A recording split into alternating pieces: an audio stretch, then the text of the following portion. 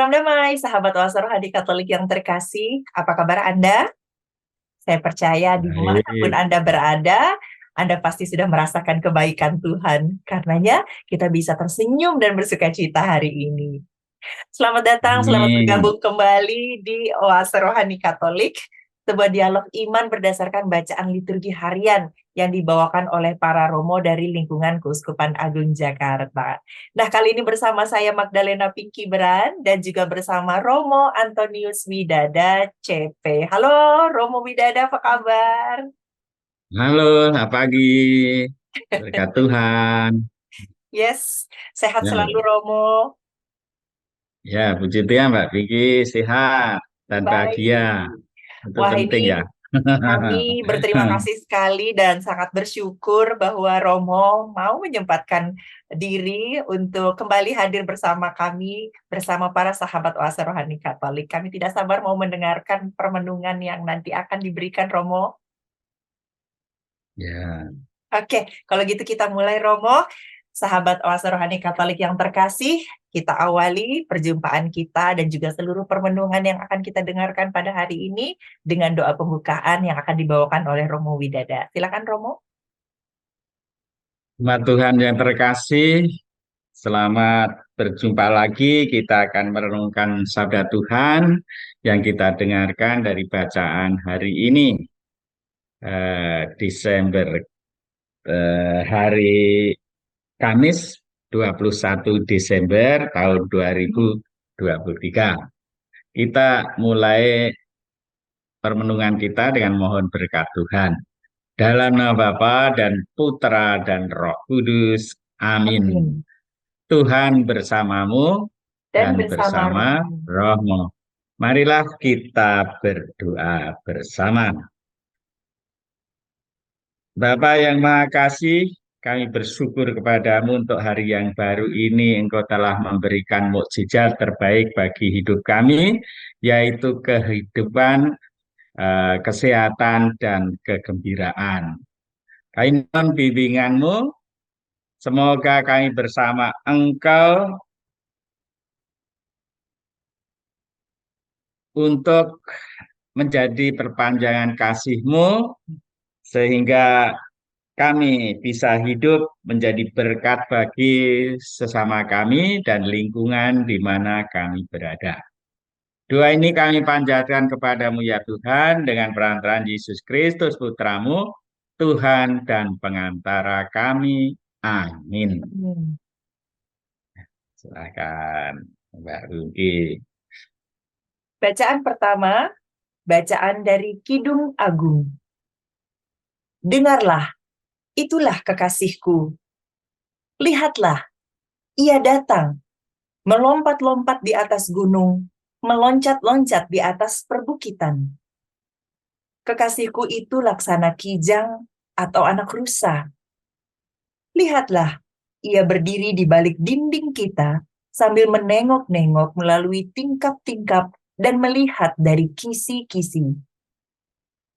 Kekasihku angkat bicara, katanya kepadaku, bangunlah manisku, jelitaku, marilah. Lihatlah, musim dingin telah lewat, hujan telah berhenti dan sudah berlalu. Di ladang telah tampak bunga-bunga, tibalah sudah musim memangkas. Bunyi tekukur terdengar di tanah kita. Pohon ara mulai berbuah, dan bunga pokok anggur semerbak baunya. Bangunlah manisku, jelitaku, marilah.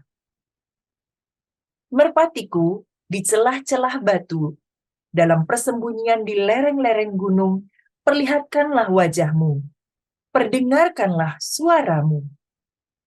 Sebab suaramu sungguh merdu, dan jelita nian parasmu. Demikianlah sabda Tuhan. Syukur kepada Allah. Mazmur tanggapan, bersorak-sorailah dalam Tuhan, hai orang-orang benar, nyanyikanlah baginya lagu yang baru. Bersorak-sorailah dalam Tuhan, hai orang-orang benar. nyanyikanlah baginya lagu yang baru. Bersyukurlah kepada Tuhan dengan kecapi, bermazmurlah baginya dengan gambus 10 tali. Nyanyikanlah baginya lagu yang baru.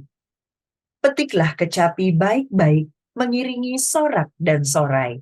Refren, Bersorak-soraklah dalam Tuhan, hai orang-orang benar, nyanyikanlah baginya lagu yang baru. rencana Tuhan tetap selama-lamanya. Rancangan hatinya turun-temurun. Berbahagialah bangsa yang Allahnya Tuhan, suku bangsa yang dipilih Allah menjadi milik pusakanya. Refren, Bersorak-soraklah dalam Tuhan, hai orang-orang benar, nyanyikanlah baginya lagu baru. jiwa kita menanti-nantikan Tuhan. Dialah penolong dan perisai kita. Ya, karena Dia hati kita bersuka cita, sebab kepada namanya yang kudus kita percaya. Refren, Bersorak-soraklah dalam Tuhan, hai orang-orang benar, nyanyikanlah baginya lagu yang baru. sahabat Oase Rohani Kita nyanyi, Katolik yang terkasih, kita siapkan hati kita mendengarkan Injil Tuhan. ya kita nyanyikan dulu bait Allah ya. Haleluya, haleluya, haleluya, Haleluya, haleluya, haleluya, haleluya, haleluya. haleluya. Oh Immanuel, oh Immanuel, Engkau Raja dan Pemberi hukum. Datanglah dan selamatkanlah kami, ya Tuhan Allah kami. Haleluya, haleluya, haleluya. Tuhan bersamamu Dan dan bersama bersama. rohmu. Inilah Injil Yesus Kristus menurut Lukas. Dimuliakanlah. Dimuliakanlah Tuhan. Pembacaan dari Injil Suci menurut Santo Lukas bab 1 ayat 39 sampai 45. Beberapa waktu sesudah kedatangan malaikat Gabriel, bergegaslah Maria ke pegunungan menuju sebuah kota di wilayah Yehuda. Ia masuk ke rumah Zakaria dan memberi salam kepada Elisabet. Ketika Elisabet mendengar salam Maria, melonjaklah anak yang di dalam rahimnya, dan Elisabet pun penuh dengan Roh Kudus. Lalu berseru dengan suara nyaring, diberkatilah engkau di antara semua wanita, dan diberkatilah buah rahimmu. Siapakah aku ini sampai ibu Tuhanku datang mengunjungi aku? Sebab sesungguhnya ketika salammu sampai kepada telingaku, anak yang di dalam rahimku melonjak kegirangan. Sungguh berbahagialah dia yang telah percaya, sebab firman Tuhan yang dikatakan kepadanya akan terlaksana. Demikianlah Injil Tuhan. Terpujilah Terpujilah Kristus. Kristus. Sahabat Oase Rohani Katolik yang terkasih, kini mari kita mulai sesi yang pertama. Romo Widada, dari bacaan hari ini yang sudah kita dengarkan bersama, inspirasi iman apa yang bisa kita dapatkan? Silakan Romo. Saudara-saudari yang terkasih, pada hari ini dari bacaan pertama kita merenungkan dari kitab Kidung Agung bab 2 ayat 18 ayat 8 sampai 14. Bab 2 ayat 8 sampai 14. Saudara-saudari yang terkasih, kitab suci yang dinamakan Kidung Agung ini tidak pernah menyebut nama Allah di dalamnya. Tetapi mengapa menjadi kitab suci di dalam Perjanjian Lama, di dalam Alkitab Yahudi, dan Kristiani. Marilah kita lihat. Yang pertama bahwa Kidung Agung merupakan kitab nyanyian, dinamakan Kidung Agung.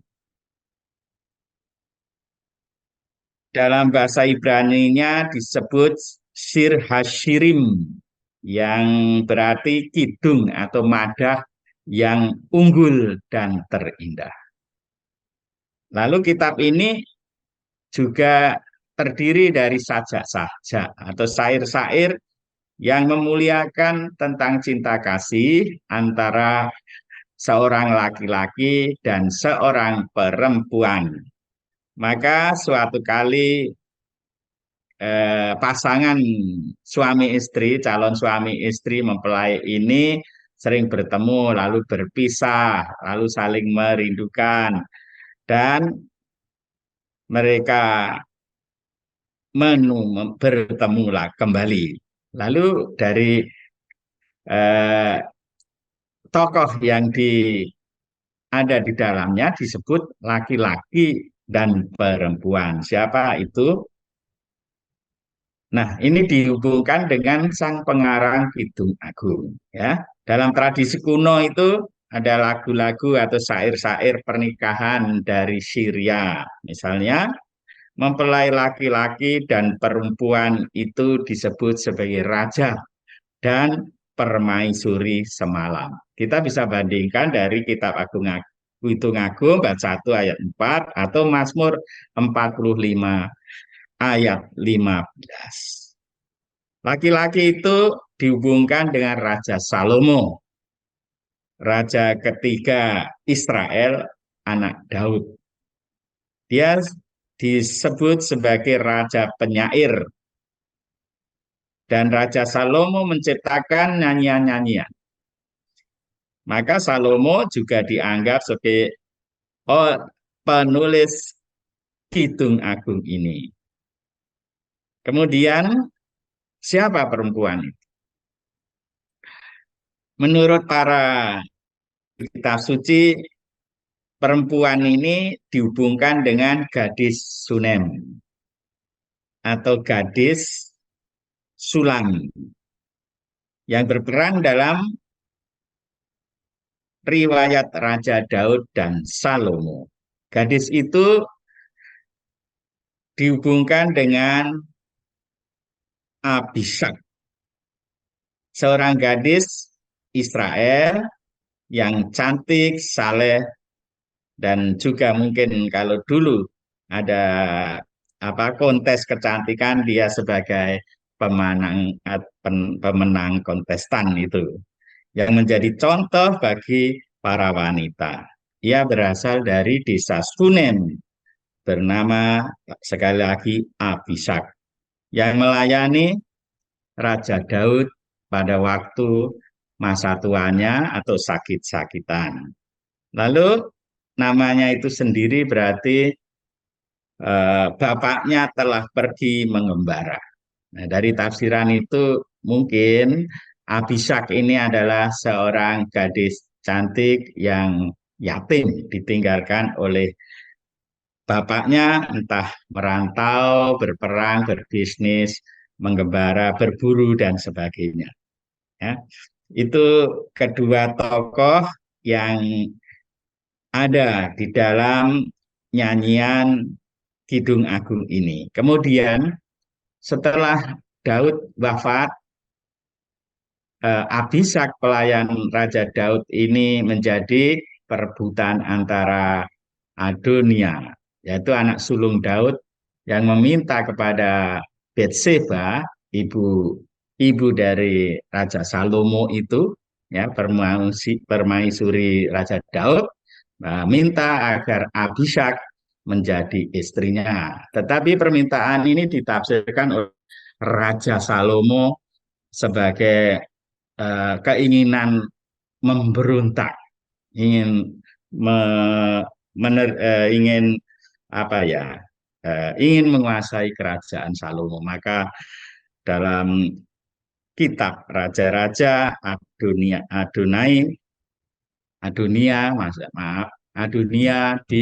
hukum mati, ya. Nah, dari Desa Sunem ada beberapa hal yang menarik bahwa Sunem itu berada di 40 kilometer sebelah utara Samaria, ibu kota kerajaan Israel utara, ya. Kampung ini dihuni oleh salah satu suku Israel, suku Isakar, ya, dari waktu zaman Yosua. Kemudian juga di situ disebutkan dari Sunem ini orang-orang Filistin menyerang Raja Saul, maaf, ya. Raja Israel pertama itu wafat berperang melawan orang-orang Filistin yang berasal dari Sunem ini. Juga dari Sunem ini ada seorang janda yang baik hati yang membantu pelayanan Nabi Elisa. Janda disebut sebagai perempuan dari Sunem, ya.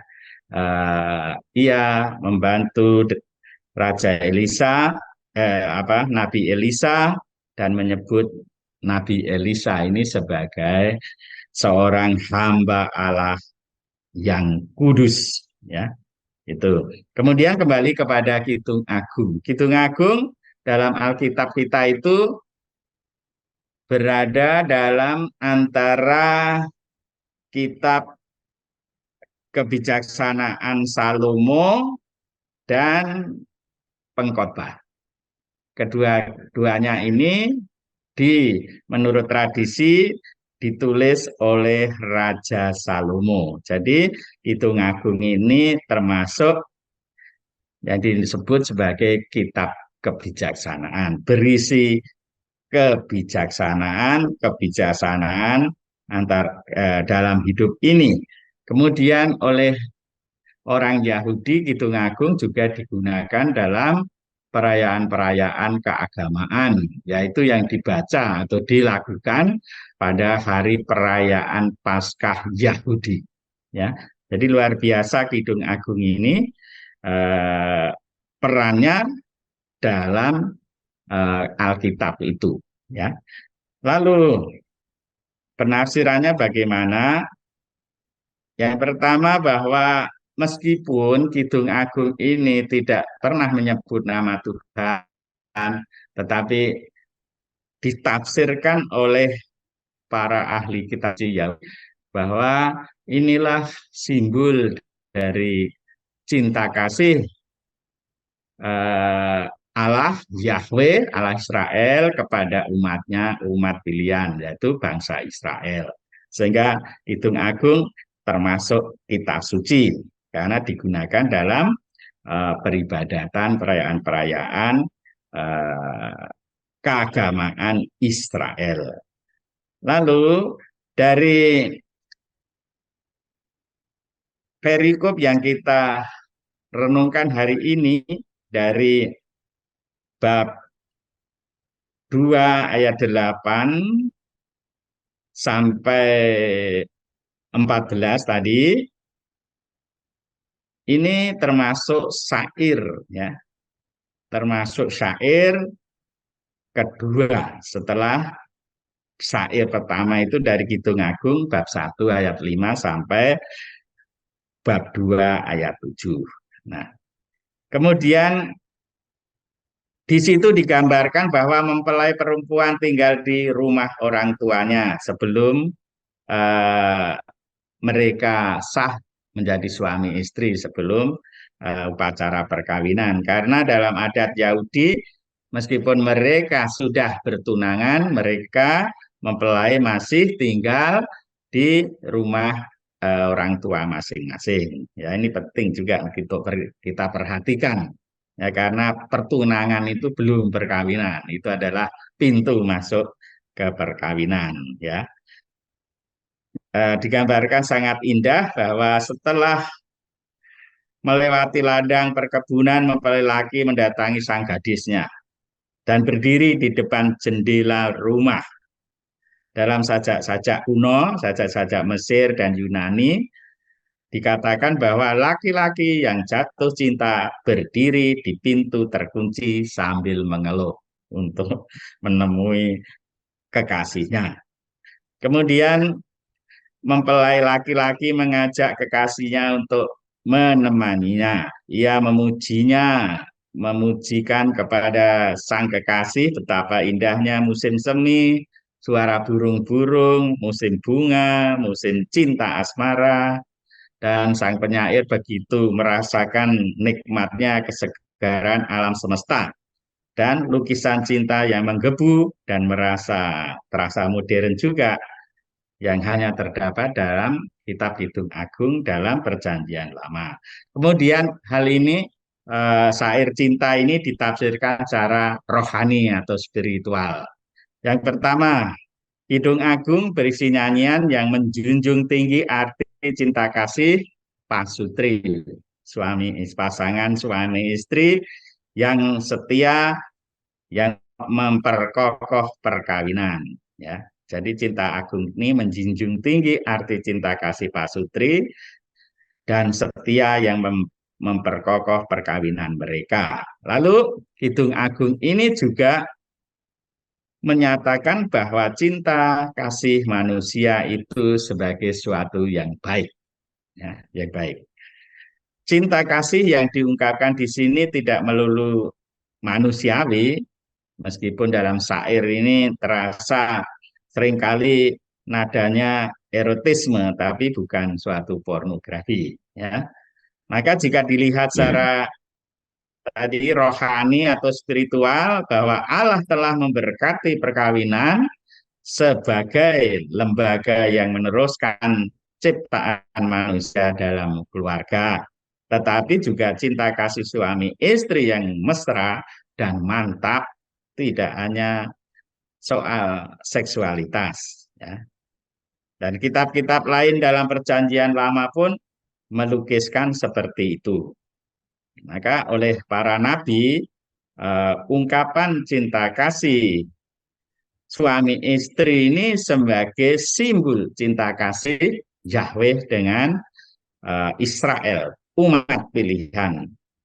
Ya, yang seringkali Israel ini tidak setia kepada suaminya, kepada Tuhan. Nah, salah satu gambaran yang simbol yang nyata dalam para nabi, misalnya Nabi Hosea, nabi ya, Nabi Hosea disuruh oleh Tuhan mengawini seorang pelacur namanya Gomer.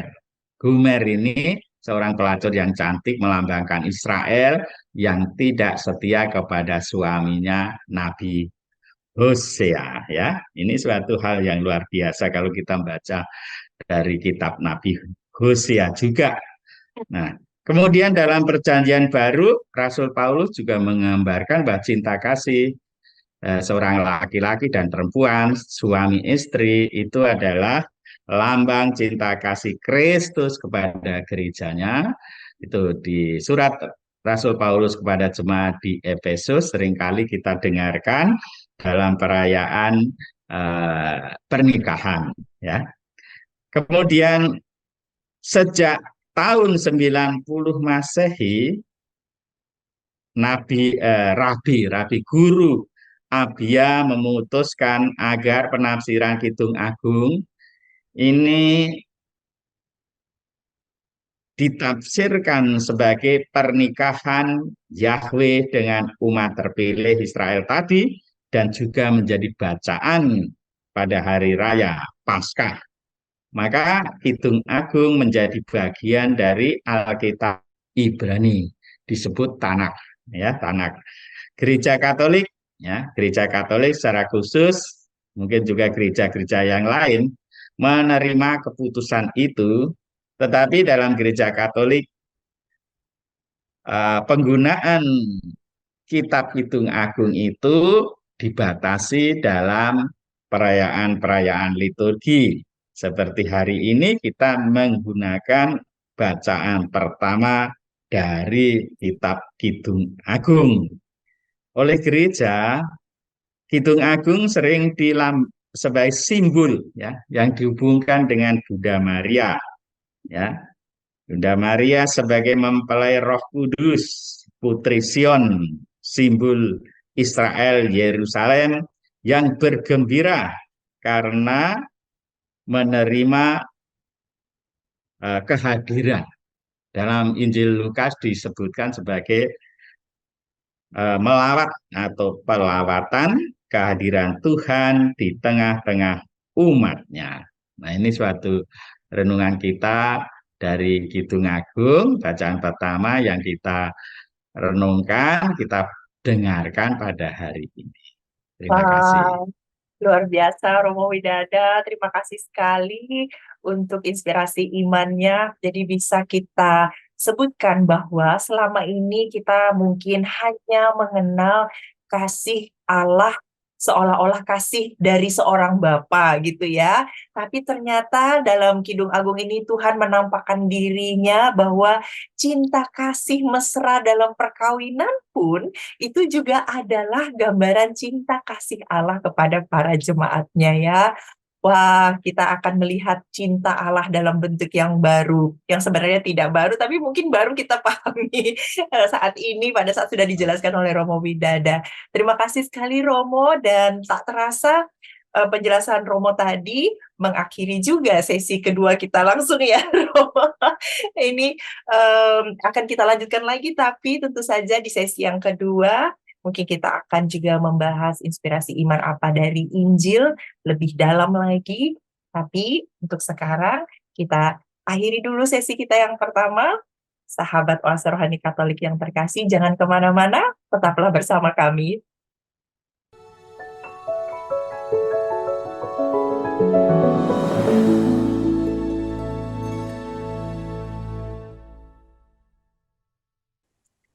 Hai sahabat Oase Rohani Katolik yang terkasih, terima kasih Anda masih bersama kami, Romo Antonius Widada CP dan saya Magdalena Pinky Beran. Kita akan segera memasuki sesi yang kedua, tapi sebelumnya saya hanya mau mengulang sedikit tadi bagaimana luar biasa inspirasi iman yang kita dapatkan di sesi yang pertama, bahwa Tuhan juga menampakkan dirinya dalam bentuk cinta kasih yang mungkin ini adalah hal yang baru, atau juga mungkin bukan hal yang baru buat Anda, tapi mungkin bagi beberapa orang ini adalah hal yang baru, bahwa kita selama ini mengenal cinta kasih Allah seperti Allah Bapa kepada kita anak-anaknya. Tapi ternyata tadi lewat bacaan Kidung Agung, Romo Widada menjelaskan bahwa Tuhan juga menampakkan dirinya dalam bentuk cinta kasih mesra antara suami dengan istri. Bagaimana Allah juga memandang gerejanya sebagai mempelainya. Luar biasa ya. Nah, kita akan segera menggali lebih dalam inspirasi iman apa yang bisa kita dapatkan dari bacaan hari ini di dalam sesi yang kedua. Tapi sebelumnya saya mau mengajak Anda untuk berbagi mungkin pengalaman cinta Anda atau pengalaman Anda dicintai oleh Allah. Silahkan dibagikan melalui oekkaj2021@gmail.com atau bisa juga melalui nomor telepon di 0881 0251 33438. Kami tunggu. Nah, sekarang Romo Widada, silahkan dilanjutkan dengan inspirasi iman berikutnya yang bisa kita dapatkan lewat bacaan hari ini. Silakan Romo. Ini saudara-saudari yang terkasih, kita kembali untuk merenungkan sabda Tuhan. Supaya sabda Tuhan itu menjadi motivator, menjadi penggerak bagi kehidupan kita sebagai orang yang beriman, ya, sehingga kita bisa melanjutkan cinta kasih Allah itu dalam kehidupan kita sehari-hari terhadap saudara-saudari kita di mana kita berada, dari yang paling dekat, jangan yang jauh-jauh ya. Nah, dari yang paling dekat, bahwa kita sebagai orang-orang penyalur cinta kasih Tuhan, sehingga orang-orang yang berada di sekitar kita itu ikut bahagia, ya. Nah, kita akan merenungkan dari Injil Lukas bab 39 bab 1 ayat 39 sampai 45. Injil ini sebenarnya meneruskan dari Injil Lukas bab 1 ayat 26 sampai 38, ya. yaitu mengenai hubungan antara Yesus dengan Yohanes Pembaptis, antara Maria dengan Elizabeth, ya. Nah, marilah kita bersama-sama untuk membaca dan merenungkan sabda Tuhan itu. Kita mulai dari uh, Injil Lukas, ini bagus ya, mengenai Injil Lukas bab 34 sampai 30, bab 1 ayat 30 sampai dengan 37, ya. Ya begini, kata malaikat kepada Bunda Maria, ya, bahwa engkau akan mengandung dari Roh Kudus, ya. Engkau yang diberkati, engkau yang dikaruniai Tuhan. Artinya seorang wanita yang berada dalam kasih karunia Tuhan itu sekarang ini, dulu, sekarang ini, dan selama-lamanya, ya itu. Sehingga di mana Tuhan menyertai engkau juga ditafsirkan bahwa engkau akan diberkati oleh Tuhan di antara perempuan, ya. Lalu kata-kata malaikat itu mengingatkan akan nas perjanjian lama mengenai kehadiran Mesias, ya. Kita bisa baca dalam kitab Nabi Yesaya bab 7 ayat 14, 2 Samuel bab 7 ayat 1, Yesaya 9, 6, dan Nabi Daniel bab 7 ayat 14. Lalu apa yang jawaban Bunda Maria dari ayat 34, Injil Lukas bab 1 ayat 34. Aku belum bersuami, aku tidak mengenal laki-laki, dalam surat Ibrani. Kemudian dalam Kejadian bab 4 ayat 1 menyatakan tidak ada hubungan suami istri. Artinya apa? Tidak bersetubuh, ya. Dan Maria belum pernah dan tidak melakukan akan hal itu. Memang Maria hanya bertunangan dengan Yusuf, ya. Tetapi Maria tidak melakukan hubungan sebagai suami istri. Hal ini seringkali ditafsirkan oleh banyak orang. Zaman dulu juga para orang saleh, mungkin saja Bunda Maria itu pernah mengungkapkan kaul keperawanan gitu.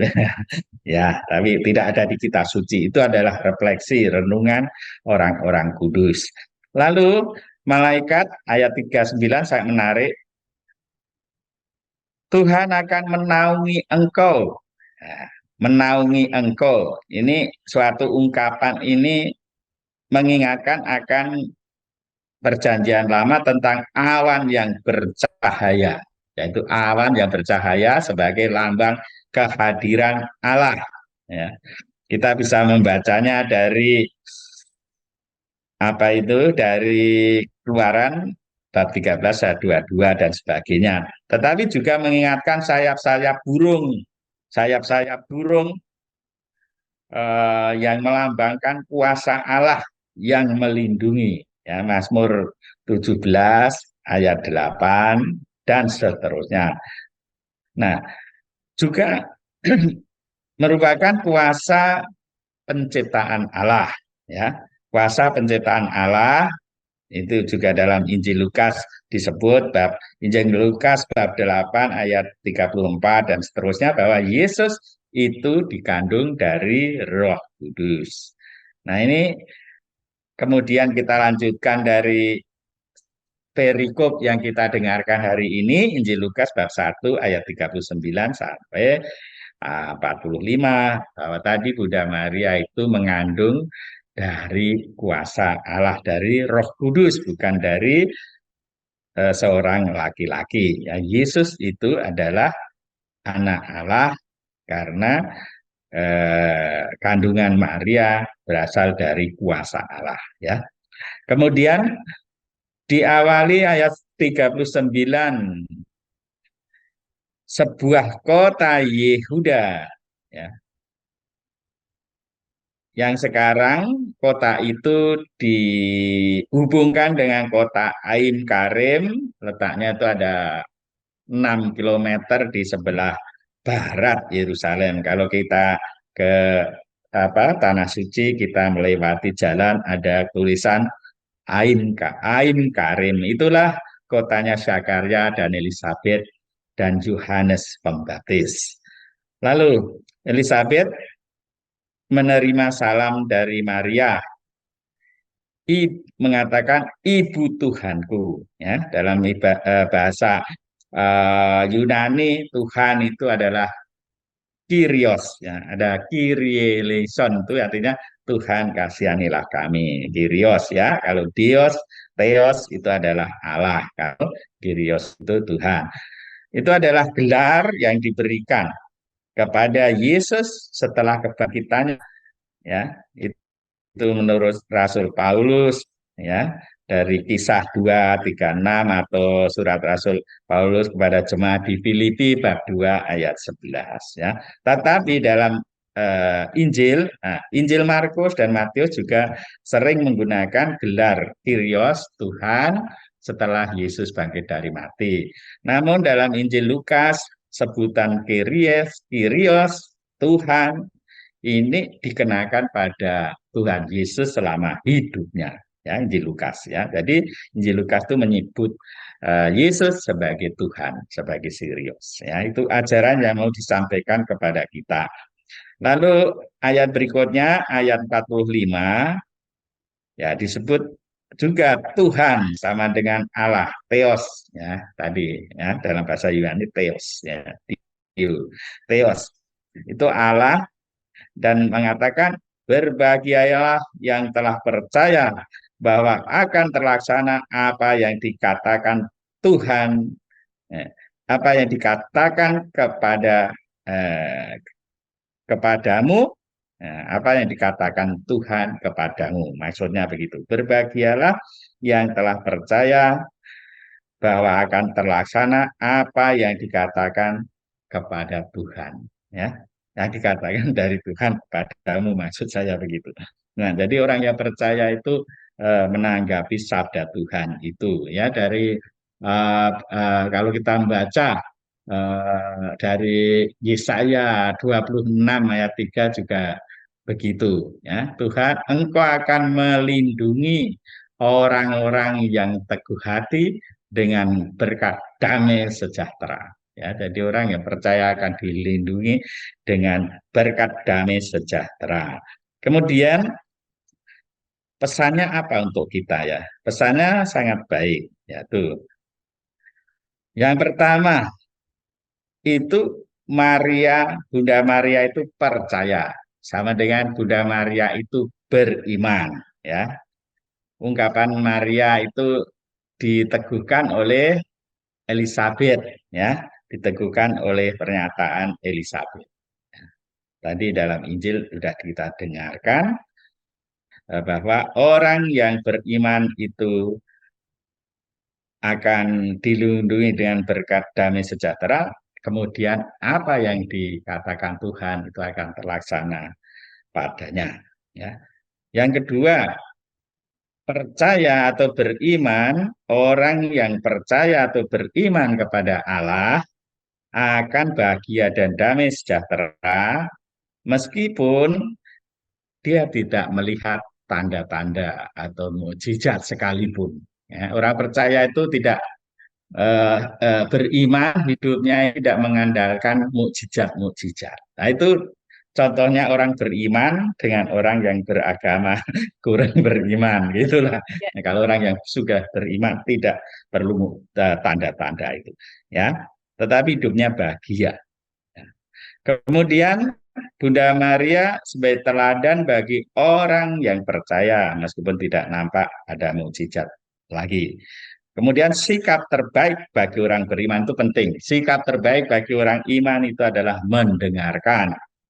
Itulah yang dilakukan oleh Bunda Maria karena manusia paling sulit mendengarkan sabda Tuhan.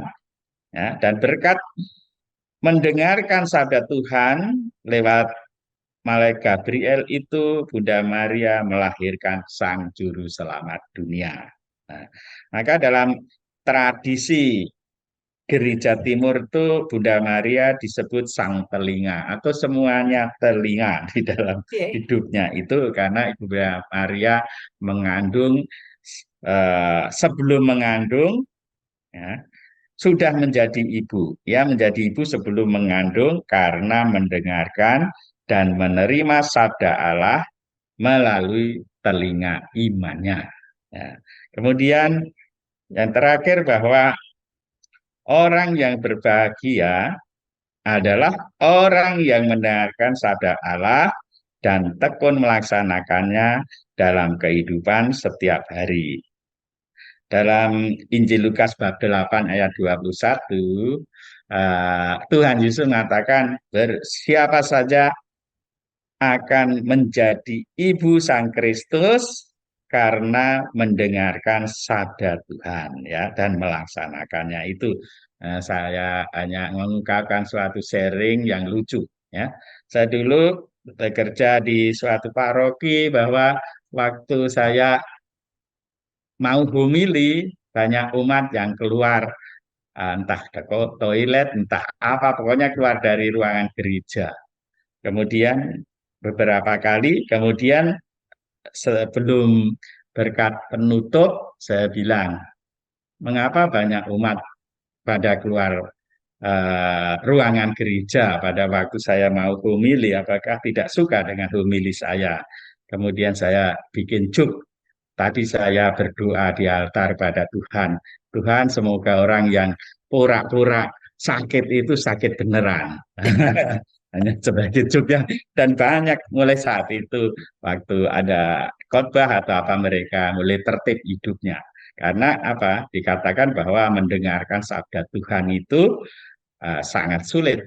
Padahal sebagai orang beriman kita wajib mendengarkan gitu. Seperti Bunda Maria laksanakan.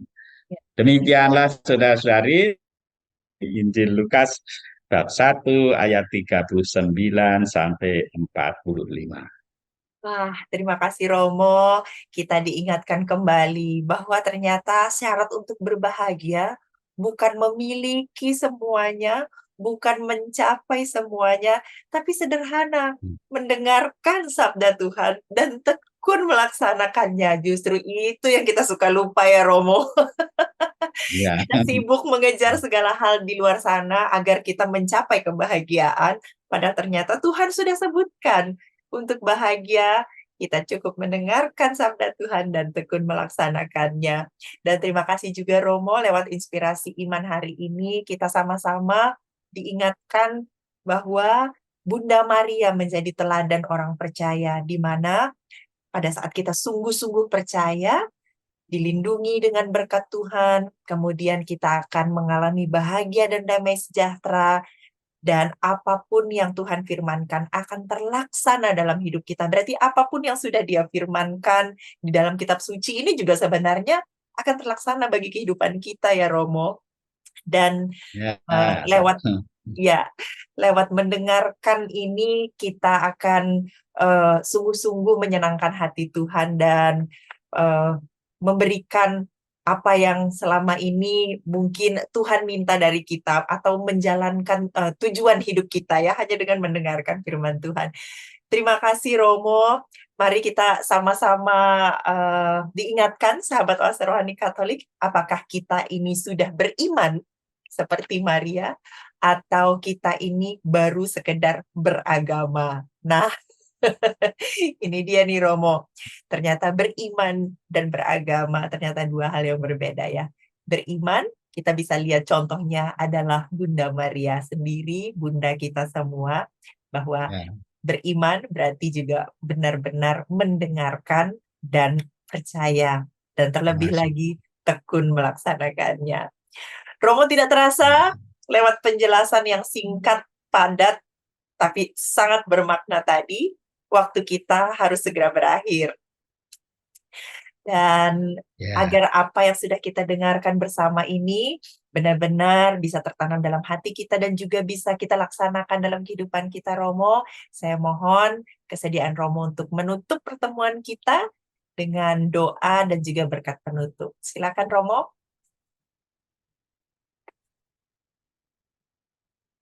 Baik, saudara-saudari yang dikasihi Tuhan, marilah kita menutup renungan dan renungan kita ini. Kita mohon berkat Tuhan. Marilah kita berdoa. Ya Bapa, jadilah kami agar bersemangat belajar untuk setia mendengarkan sabdamu dan menghayatinya dalam kehidupan sehari-hari. Demi Kristus Tuhan dan pengantara kami. Amin. Amin. Tuhan bersamamu Dan dan bersama bersama rohmu. rohmu. Semoga saudara-saudari seluruh anggota keluarga komunitas kita usaha perjuangan doa-doa pelayanan kita dan mereka yang kita doakan dalam Misa Kudus pada hari ini biasa dalam perlindungan berkat Allah yang Maha Kuasa, Bapa dan Putera dan Roh Kudus. Amin. Baik, terima kasih Romo. Sehat selalu. Semoga kita ada kesempatan untuk bertemu lagi. Ya, sama-sama, Mbak Ya. Win. Sahabat Oase Rohani Katolik yang terkasih, demikianlah pertemuan kita dalam kesempatan kali ini. Romo Antonius Widada CP dan saya Magdalena Pinky Beran mohon pamit. Sampai bertemu lagi di edisi berikutnya. Salam damai. Tuhan Yesus memberkati. Amin. Tuhan berkati selalu. Amin. Terima kasih.